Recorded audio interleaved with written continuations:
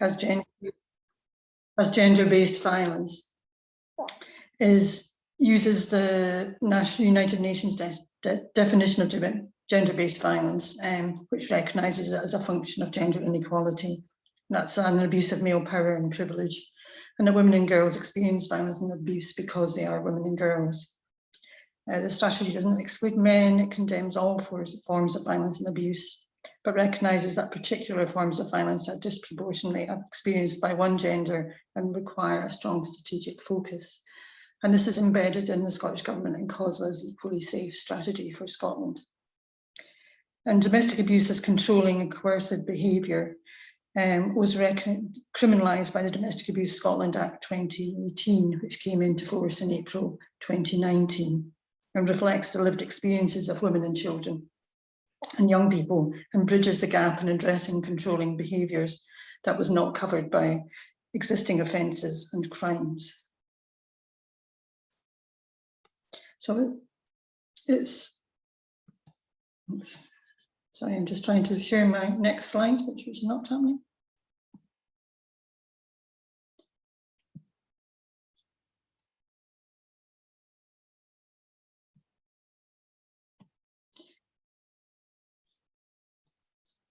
So domestic abuse is the main cause of women's homelessness in Scotland, and it's important to recognise that domestic abuse affects women across all aspects of their lives, and housing is a critical component of that. The official statistics for domestic abuse as a main reason for women making a homelessness application are likely to significantly underestimate the scale of the problem, as women may not necessarily disclose they're experiencing domestic abuse when they make a homelessness application. Women who experience domestic abuse often find the homelessness system difficult and unsupportive, and that means they move between family and friends or return to an abusive partner, or may make a homeless application from living with family and friends rather than disclosing they've experienced domestic abuse. And the impact of the COVID pandemic has been what's called, the United Nations have referred to as the shadow pandemic. And emerging data and reports have shown that all types of violence against women and girls, particularly domestic abuse, has intensified. Lockdown has enabled perpetrators to enforce control, and has also highlighted, even in normal circumstances, that many women and children don't feel safe or secure at home.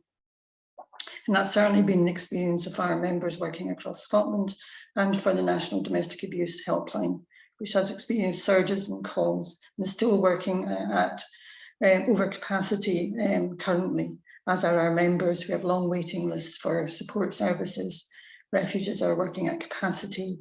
There's reduced spaces in communal refuges to ensure social distancing, and women and children are staying even longer in refuge accommodation than they were previously. Research that we carried out that was led by women who'd experienced homelessness as a result of domestic abuse themselves, found that women were made homeless by the very services that they go to for advice and support. They were told they had no option but to make a homeless application. The validity of their experiences was often questioned. Women were shared what it was like to have to repeat their experiences publicly in open plan offices, often feeling that they were not believed, and that there's something that it was their fault, or that they were not taken seriously.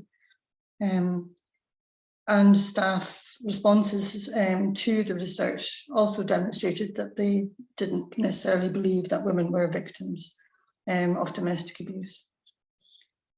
We also found, the research also found that perpetrators of domestic abuse's rights to remain in the family home was unchallenged by social landlords. And to date, the human rights of women and children experiencing domestic abuse, particularly the rights to private and family life, have taken second place. It's evidenced by the high incidence of women and children's homelessness because of domestic abuse and the loss of their right to remain in the family home. And no housing alternatives were often offered rather than the homeless route or return to an abusive partner. Women and children often moved numerous times when they left their family home. 46% of the women who took part in the research have been made homeless more than once because of domestic abuse, and 40% more than twice. And moving home didn't necessarily result in women and children feeling safer or free from harassment or abuse. Domestic abuse doesn't stop when a woman tries to end a relationship with an abusive partner. In fact, domestic abuse often escalates at this time, as well as taking place outside the home or when child contact is used as a means of continuing the abuse. So the research makes a series of recommendations, and the work that's taken place since then around housing and homelessness policy has focused on how these can be implemented. One of the aspects of this work that was developed in partnership with Alatcho, Chancellorship Housing, Scottish Federation of Housing Association, Shelter Scotland and Scottish Women's Aid was to develop guidance for social landlords on responding more effectively to domestic abuse. And this good practice guidance came from our shared concerns that housing policy and practice was continuing to fail victims of domestic abuse. Many social landlords in sort of workshops and round tables that we held prior to developing the guidance told us that they wanted to do the right thing, but that they needed support to make sure they're offering a consistently good response to those affected by domestic abuse. And few social landlords had formal policies on domestic abuse to help them respond effectively to tenants who experience or perpetrate domestic abuse, or indeed to their own employees who might be experiencing or perpetrating domestic abuse. The extent to which social landlords, since then, this guidance was published in August 2019, have adopted and implemented a domestic abuse policy has unfortunately been limited. Church Institute Housing survey found that while 86 social landlords had signed up to the Make a Stand campaign against domestic abuse, which asks social landlords to develop a policy, found that only 13 confirmed they have adopted and implemented a domestic abuse policy. And feedback indicates from social landlords that the main barrier to adopting a domestic abuse policy is that there is no actual requirement for them to do so, and that other competing priorities take precedence. At this, in March last 2020, Chartered Institute of Housing and Scottish Women's Aid also produced COVID-19 specific guidance for social landlords in responding to domestic abuse, which we were obviously seriously concerned was having a serious impact on many women and children. And again, there's been very little take up in response to the specific sort of recommendations that were made in that guidance. In addition to guidance, we also looked at what needs to change in the housing system to create better outcomes for women and children and survivors of domestic abuse. And in late 2019, the Cabinet Secretary for Communities and Local Government, Aileen Campbell, invited Scottish Women's Aid and Chartered Institute of Housing to co-chair a working group to consider how Scotland could improve housing outcomes for women and children experiencing domestic abuse and prevent the rate of homelessness for women caused by domestic abuse. The first phase of the work focused on social landlords and social housing. The second phase, which will start shortly, focuses on the private housing system. The working group published this report on social housing in December last year and focused on 6 main areas and makes a series of recommendations under these, which are designed to deliver a combination of systemic change, legislative change and actions to prevent homelessness for survivors. The Scottish Government have now accepted all the recommendations in this report, and Shona Robinson, the new Cabinet Secretary for Social Justice, Housing and Local Government, has just agreed the terms for an implementation group that will work across government to progress these recommendations. And Scottish Women's Aid and Chartered Institute of Housing will continue to be members of that implementation group to drive forward the recommendations over this next year. Part of the recommendations that were made by the research that the Change, Justice, Fairness was the need for a legislative change, and this was developed further by the working group in the report that I just mentioned. So the new Domestic Abuse Protection Scotland Bill marks a critical act, as it now is because it was enacted earlier this year, marks a critical shift in preventing women's homelessness by removing and barring the perpetrator from the home and gives social landlords greater control to transfer tenancies to the survivor. It closes a gap in legal protection that women don't have to pay for themselves. And the legislation provides space and opportunity for support to be made available to allow survivors to consider the future housing options. It creates a new ground in which the social landlord can apply to the court to end the tenancy of a perpetrator with the view of transferring it to the victim, or end the perpetrator's interest in the tenancy where the perpetrator and victim are joint tenants and enable the victims to remain in the family home. The provisions of the Act will create a new means for social landlords to actively support survivors to remain in their home and allow landlords to take action against perpetrators. The Scottish Government has now set up an implementation governance board, which Scottish Women's Aid are members of, with the police and the Scottish Courts and Tribunal system, to work on the implementation of the domestic abuse protection notices and domestic abuse protection orders that legislation will makes possible. The Scottish Government are also developing guidance for social landlords and changes to tenancy aspects of the Act, and this is about to start being developed. So recognising that there are a number of changes that have to be developed for both the police, Scotland and the court system, it's unlikely that the Act itself will come into fruition until sometime in 2022. And for many social landlords, this will be different to their current way of working, and a culture change in terms of homelessness prevention for survivors of domestic abuse. So guidance and training will be essential to support social landlords to successfully implement this new approach.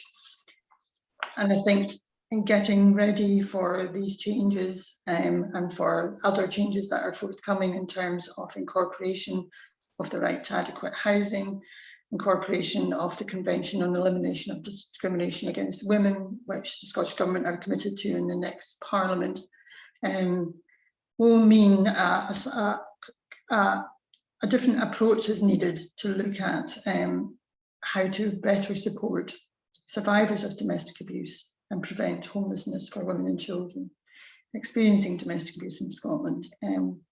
And hopefully, I think we're trying to endorse why training on domestic abuse for all levels of staff, as the good practice guidance says, and also for committee men, boards of RSLs, is really important. And we know from the work that we've done following the research in Fife with the Fife Housing Partnership, how important training was for all aspects of housing staff, governance of the housing organisations in that process of implementing the changes that they've taken forward, which have made quite a change to how the system works for survivors of domestic abuse in that area. And with that, I'll stop there, Stacey, and stop sharing my screen. Next two speakers who we're lucky to be joined by today, both are here today to share about the really significant and exemplary operational experience they've both had in dealing with tenants who are victims of domestic abuse. So the first speaker that we have today joining us to talk about their operational experience is Jennifer Aniston. I keep saying that, Jennifer. It's in my head now. I mean, if you prefer to be called that, that's fine. Jennifer Anderson from the Wheatley Group, who's Group Protection Liaison Manager there. So I'll hand over to Jen now to take us through her presentation. Thanks, Stacey. Hi everyone, as Stacey said, I am the Group Protection Liaison Manager for Wheatley Group, and for those who don't know, Wheatley Group are a housing care and property management organisation, very large in terms that we own and manage over 93,000 houses, service over 210,000 customers and cover 19 local authority areas. So it's a big undertaking in terms of looking at the domestic abuse response across Group. Next slide please. And I suppose that goes on very neatly to say that this is one of the first things that we did was actually, develop a group protection team, given the scale of the properties that we've got and the scale that we know that the domestic abuse affects and impacts people across Scotland. We established a team specifically to deal with all public protection, not just domestic abuse we deal with child protection, adult protection, suicide prevention, MAPA, amongst other all kind of public protection type of remit that we do within the team. But specifically for this session, I'll concentrate on domestic abuse. So I've got a team, as you can see there, and I've got a few seconded posts. Apologies for people who have attended, if they have attended the Revive session that we hosted a wee bit recently, because it's the kind of similar presentation that's coming across here, so apologies if you've heard this, but it's the kind of the same stuff. We have got the Revive project that sits with us, which is a move on service, a fairly new addition to our offering for customers who don't want to remain in the home. Obviously, if people do want to remain in the home, that's the first thing that we do, is we support them to do that. If they don't and they want to have a fresh start or they can't remain in the home, we've got the Revive Scotland project there that will facilitate us to help people move on to different local authority areas. Next slide, please. In terms of our role and remit, as I've mentioned there, it's public protection that we deal with. Our role and remit as a team is to protect people within our communities, to protect people from risk of harm, and that's what we're here to do. You know, we do that through prevention, so that's through, you know, our kind of a campaign work, staff training, making people aware of the issues that may be presenting themselves for our customers, so that our staff are well trained and aware to spot the signs of domestic abuse, so that they can respond to it. We report in very regularly along our kind of our agencies, police, social work, whatever needs to be done, child protection referrals, adult protection referrals, report into police instances of domestic abuse, whatever we need to do, we report and we respond as a team. We very regularly take inquiries with regards to domestic abuse, you know, on a very regular basis. We're dealing with that, and we provide that really bespoke guidance to our housing officer colleagues to allow them to best support our customers who are impacted by that. And in order to do that, we're protecting our customers, protecting our communities. Next slide, please. We do have a domestic abuse policy. We originated back in April 2017, as you can see there, so we've had that for a number of years now, and very well used and utilised with our staff. We also very specifically mentioned domestic abuse within our letting policy as well, and it's afforded band A, which we tell them within our banding structure. So that's the top priority for our customers who are impacted by domestic abuse through that management transfer route. So it is actually specifically called out within our letting policy, and we support customers in that way through our policies. Next slide, please. One of the biggest kind of tools in our armoury, I would say, is our staff training programme. I've spent a wee bit of time talking about this. We spoke to our customers, our staff on the ground, to say, you know, obviously we were noticing an increase in domestic abuse and customers coming to us for a bit of support, hence the reason the team was kind of established back in 2015. And what we asked our staff was, what do you need from our team? What is it that you need from us? And what they said to us was they need to be able to know how to ask the question of a victim or survivor. They didn't know what to do, but also more importantly than that, once they asked the question, what do they do with that? What do they do with that information, and how do they best support that customer? So if somebody does make a disclosure, what to do? So we very quickly collaborated with Safe Lives. We had Safe Lives come in and train our team first and foremost, so they make sure, as I said, we're the specialist team, we make sure we've got that training, we've got that first and foremost, and then we collaborated together with Safe Lives to develop, so we co-designed and co-delivered a training programme that meets the needs of training for housing professionals, and specifically to Wheatley in terms of the supports that we've got available for our customers. So it covers things like asking that crucial question and then what to do with it, covers legislation and a focus on career control, completes the actual DASH checklist as well. So our housing officers are now trained to complete the DASH risk indicator checklist with victims, which gives that extra element of support. You know, when somebody's ready to complete that checklist, you don't want to say, well, can I do that? So we've now got a huge amount of staff on the ground, 350 staff on the ground have completed this training. So we're facilitating being able to complete that. Obviously the referral pathway, specialist support services, but crucially it covers their own remit of what's expected of housing and care in dealing with domestic abuse and what our role is, and that and how we can best support those customers. That training continues today, and we will continue to offer that as part of our ongoing training programme. We're looking to obviously expand it a bit as well and cover our repair staff, our care staff. Right now we focus on housing officers on the front line, obviously expanding that wider across group, given the fact that we've got a number of different staff, and the world has changed in a pandemic time. You know, housing officers aren't necessarily that first person going into a house right now until we can open the world fully a wee bit better. It's our repairs and maintenance staff that are still going in, you know, so we need to be clear that they know what to do, but we'll tailor the training really specifically and bespoke for them. Next slide, please. Communications is key. You know, we need to make sure that customers know that they can come to us. You know, you don't necessarily always make that link that I can go to my landlord, I can go to my housing officer because I'm experiencing domestic abuse. We've done a huge amount of work to make sure that's visible. We have signed up to CIH Make a Stand pledge, and as part of that, we've got the information. As you can see, I've just given GHA as an example there. That's our website, which gives information for customers of what to do, where to go, lots of information, guidance, support numbers are there. We do regular communications through our social media channels. We do lots of information in staff blogs so that staff are aware. Again, the picture shows in a pre-pandemic world when we could actually go out. We were, you know, we'll host engagement events, we attend gala days, we do staff engagement events. We make sure that that communication is constant and ongoing when it comes to, and we share loads of campaigns. So any campaigns relevant for partners, for police, for anything at all, Assist Women's Aid, we always make sure we're sharing that information. Next slide, please.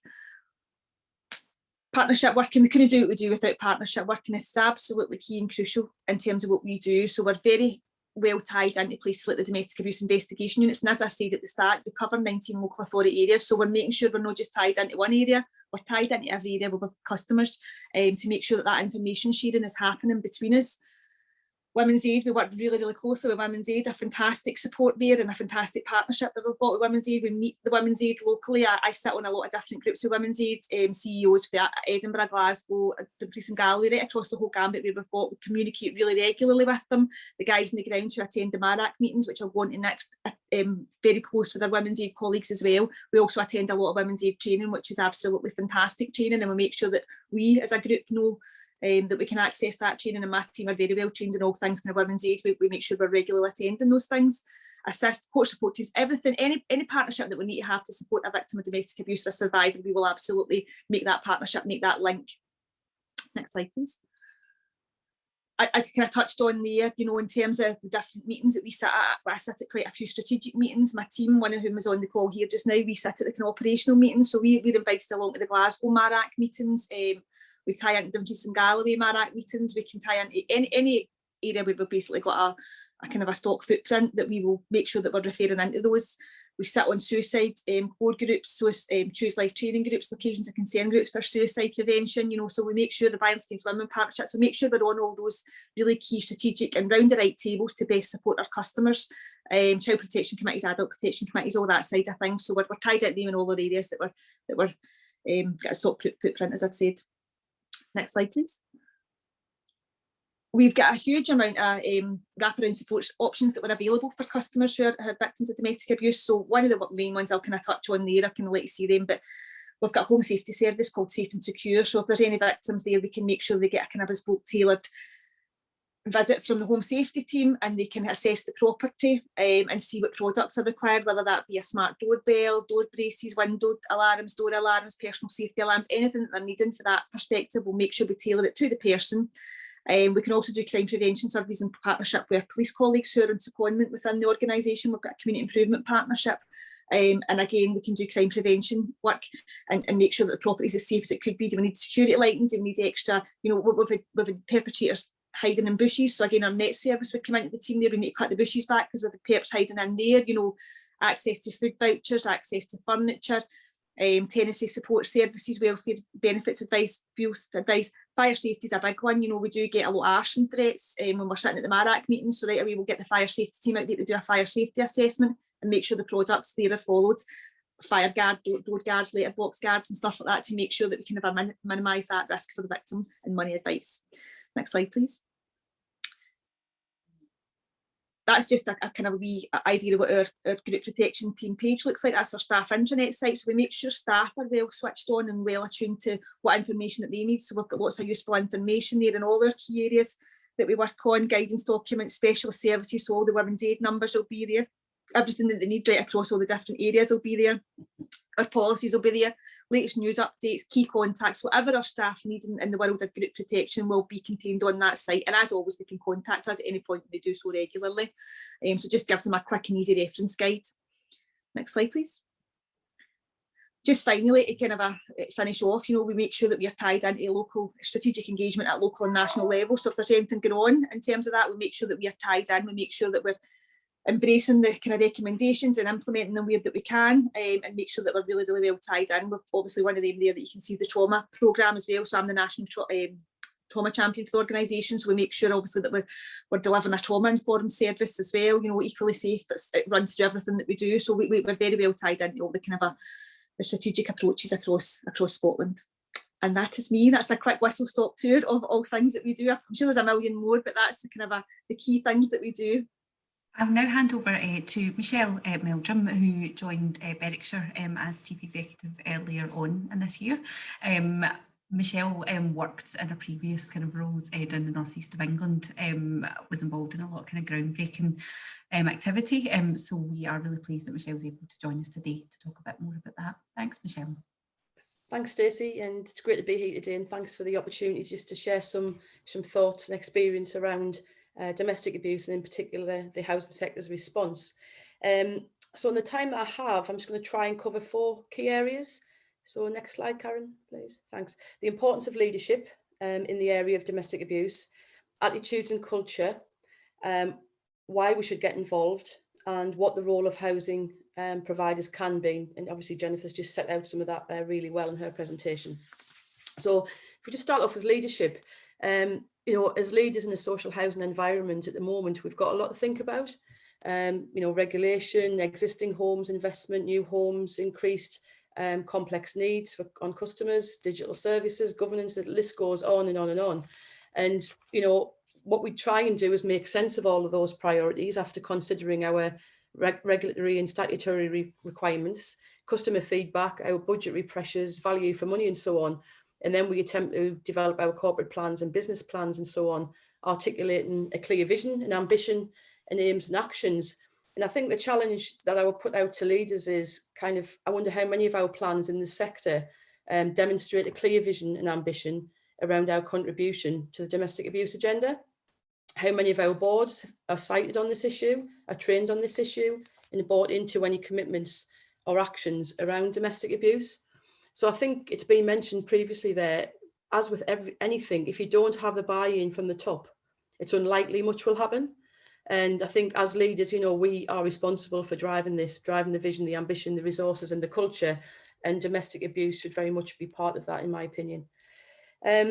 And I think we know that one of the reasons why the level of commitment sort of varies across the sector is because it isn't yet part of the regulatory framework. However, you know, talking to Sally and others in the Scottish and English sector, I do think that's changing, and that it's highly likely that we will have a regulatory requirement around domestic abuse very soon. So attitudes and culture, we'll move on to the next one. So just from experience of working in the sector for the last 25 years at every level, and from reading lots of research over time, there is still a significant challenge, I think, for us to address in terms of attitudes and culture around domestic abuse for those people working in the housing sector.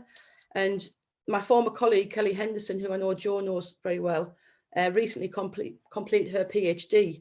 And as part of that, she carried out the largest domestic abuse questionnaire across the UK and got over 300 responses from that number of organisations, which was really quite comprehensive. So I've just put some of her key findings on the slide there. So 2/3 stated the response to domestic abuse within their organisation fitted within their antisocial behaviour remit. So they did not have a specific domestic abuse policy. 53% were part of their area's domestic abuse strategy. However, the rest weren't, so they weren't involved in the area's overall response to domestic abuse, highlighting the absence of housing in any coordinated community response. Only 6% provided any type of support to perpetrators. Only 54% had taken any action at all on perpetrators of domestic abuse, which highlights a clear gap between policy and action. And then there was a key point around multi-agency work only at the point of crisis. And the interviews demonstrated that housing professionals were often only included at the point of crisis, and housing practitioners expressed frustration that they could have done much more had they been included earlier on. Because I think as housing providers, we do have a role to play in prevention, early intervention, support and enforcement, but there was a tendency from the responses to just get involved at the end. Next slide, please, Karen. So why should we get involved as a social housing sector? For me, I think there's 2 overarching reasons. It's the right thing to do, but it also does make business sense. So getting involved is highly likely to fit with your organisational's vision, values, strategic aims, etc., because we are responsible businesses, and therefore it is natural that we would be involved in this. I think we have a unique and privileged place in our communities, and we enjoy a unique relationship with tenants as well. And I think we should use that to maximise any impact that we have. And I think there are also longer term impacts of domestic abuse, which impact on sustainability. So we know that many children living in our homes become tenants when they become adults. And we know the devastating impact domestic abuse has on children and how this then affects them in later life. And this, therefore potentially affects how they then behave and conduct their tenancy. So, there's lots of reasons to get involved. I just want to stay on the issue of children for the next slide. And I know some of you are probably far more qualified than I am to talk about these things, but I do feel strongly that housing colleagues should fully understand the devastating impact that domestic abuse has on children. Witnessing domestic abuse as a child is classed as an adverse childhood experience, along with other household dysfunctions such as substance misuse, mental illness, and experiencing abuse and neglect themselves. And as you can see from that little triangle there on the slide, the outcomes for children experiencing these things is not good. Many go on to have social, emotional learning challenges, and then they start engaging in high risk behaviours, which can lead to physical health problems, mental health problems, social problems, and in some case early death. So, it's not a great story and it's not a great start for them in life. And then that image on the right there is from research carried out by a guy called Amy McCrory. And he found that children exposed to family violence show the same pattern of activity in their brains as a soldier who was exposed to violent combat. So again, it just demonstrates the devastating consequences of domestic abuse on a child's life. And really, I think it's a reason for us to multiply our efforts around this agenda. Next slide, please. So again, just on the business case, there is a growing sort of portfolio of research on this agenda now, which really does support the business case for involvement. So a few years ago, CIH in Wales looked at this, and I've just put two of their key findings on there on the left. They found that victims of domestic abuse were 4 times more likely to be in rent arrears than the average tenant. And they were also 4 times more likely to have a complaint made about them compared with the average tenant. And then more recently there on the right, when I worked at my previous organisation at Gen 2, we commissioned Safe Lives to come in and do some research on our data and on our cases. And again, they found that victims of domestic abuse were more likely to go into arrears directly after a domestic abuse incident, and that if they were already in arrears, their arrears would increase.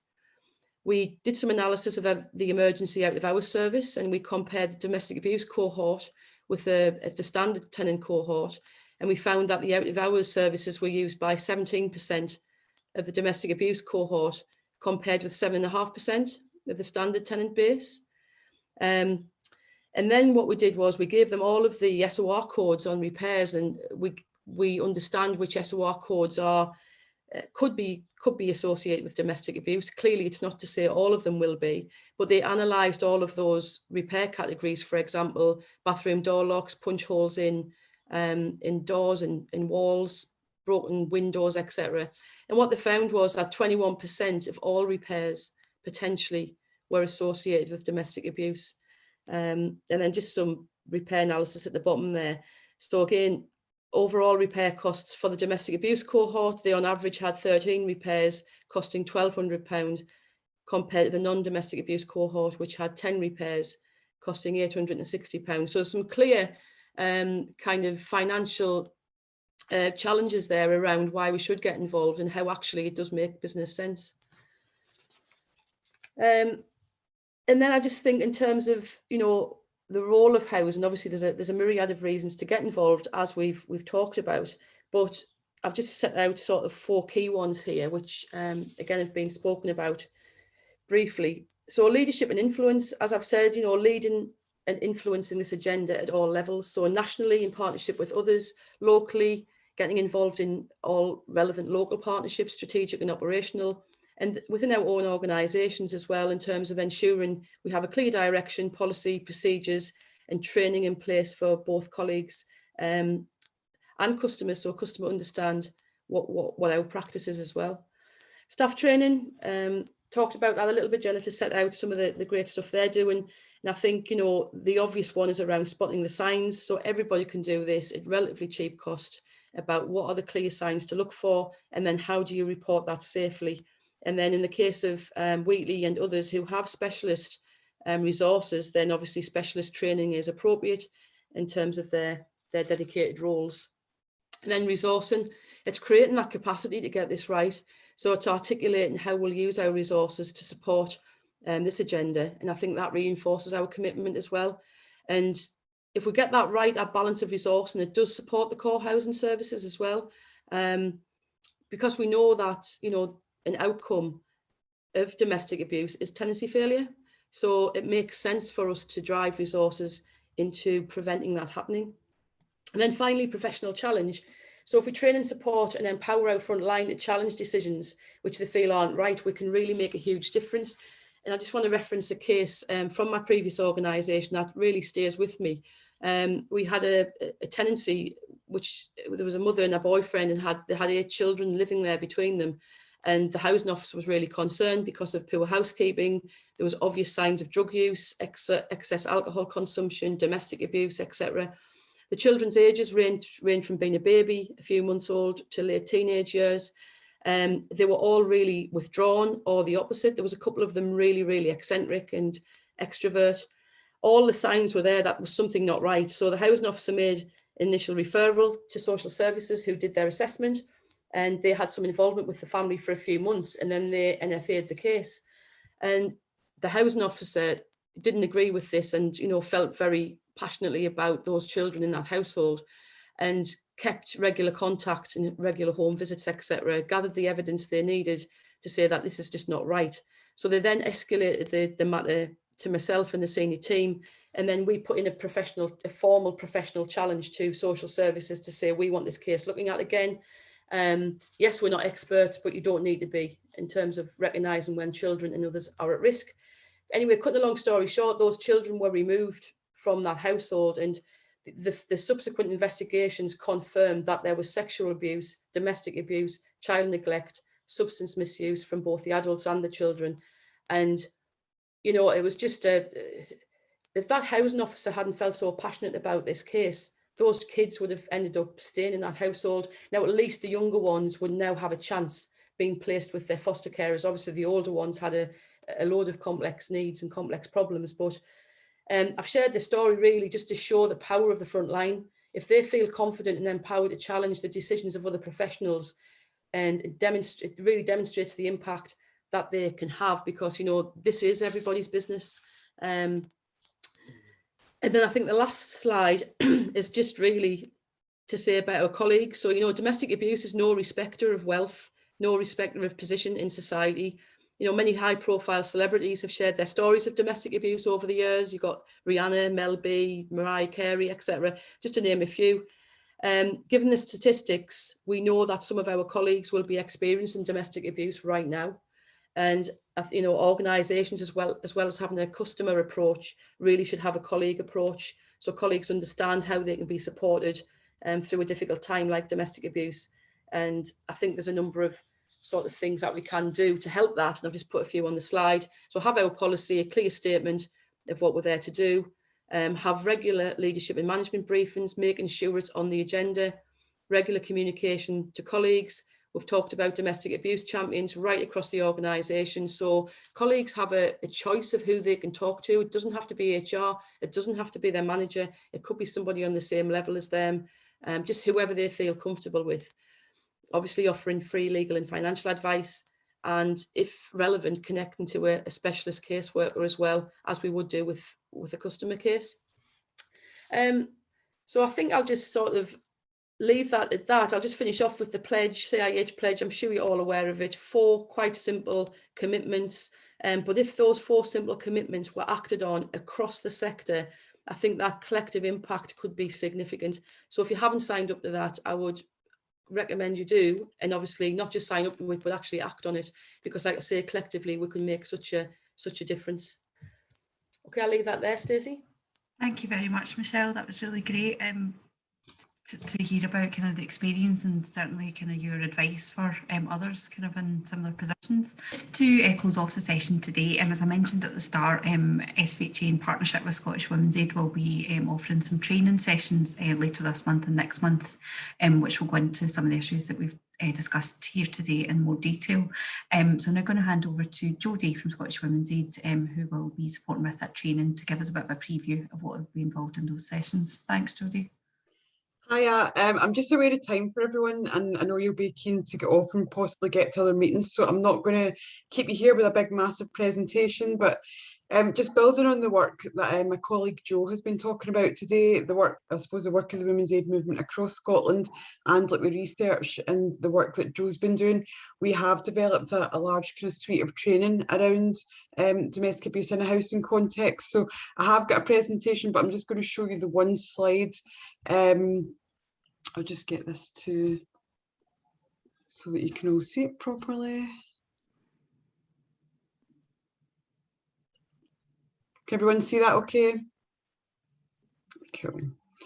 So just talking a little bit about the training that we've developed. So we've developed a variety of different trainings tiered for different levels. The important thing about our training is that it is all survivor focused and led. I think from what everyone else has said today, all the other presenters, you can really hear it's those stories coming through that are the most effective way to get that learning for people on the front line there. Focused on effective responses for adult and child survivors. It was really great to hear Michelle talk so much about child survivors' domestic abuse and the impact of that on them, and also what then can happen when they are kind of supported at that early point. How to be flexible and avoid one-size-fits-all approaches. Again, it's really important that we have robust policies and practice in place, but also that sense of encouraging and giving professionals or frontline responders that confidence to kind of use their own professional judgment to look at indicators as well, that something might not quite be right. Again, as everyone else has said, that kind of multi-agency communication as a prevention, as opposed to just always being kind of dealing with things as they arise, thinking about how can we have those processes set up in place, and then robust referral pathways when we do identify that domestic abuse is happening. Where can we report that to? Where can we signpost survivors to for that specialist support? In terms of what the training that we've got, we have like a variety of models of training and levels. So we've just finished developing e-modules which are around domestic abuse, sexual violence and gender inequality. So they are for the kind of people who are going to be in people's houses, or they're going to be out and about, contractors, for example, repair people that are like possibly not going to be able to get the chance to do a full half-day training or a full day's training, but something that they can do in their own time that really talks a bit about what domestic abuse is, a bit about the legislation, how to recognise and respond to things that might indicate domestic abuse, where to signpost and report that to, and just kind of giving them confidence, because a lot of the findings from the research is about what we think of as the failings, that how people have been failed in these situations, but it's not about those individual practitioners, it's about the systems behind them and making sure that those are robust and that we're given information to support that to be the best it can be. We also have training that's for leadership, so really looking at that leading and influencing from the top, so decision maker training, so looking at how to embed policies and procedures, how to look at risk assessment for your services, and how to embed training and support, because it's fine if the frontline staff have the training, but then how do we create that bigger culture and embed that as an organisation. The benefit of our training is that we do work with multi-agency and smaller organisations, so our training, we do like the modules are free, so organisations can take them for free and use them.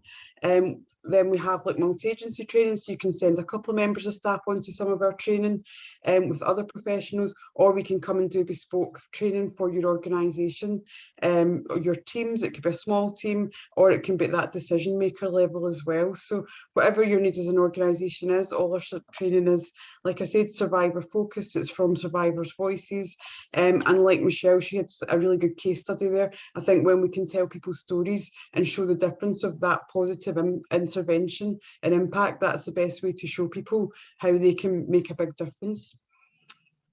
Thank you so much, Jodie. So there is more information about the training sessions on our website, so please feel free to go and have a look and book on if you'd like to. All the information's on the website, and you can also, if you've got any questions about it, then please feel free to get in touch with us, and we're happy to take any questions. As I said earlier, we'll also share the slides and recording of today's session on the website later on this week. If you'd like to kind of go back and look at anything or share it with any colleagues, then please do. But I'll draw the session to an end now, as I realise we've run a wee bit over time. But thank you so much to everybody for joining us today, and especially thank you so much to our speakers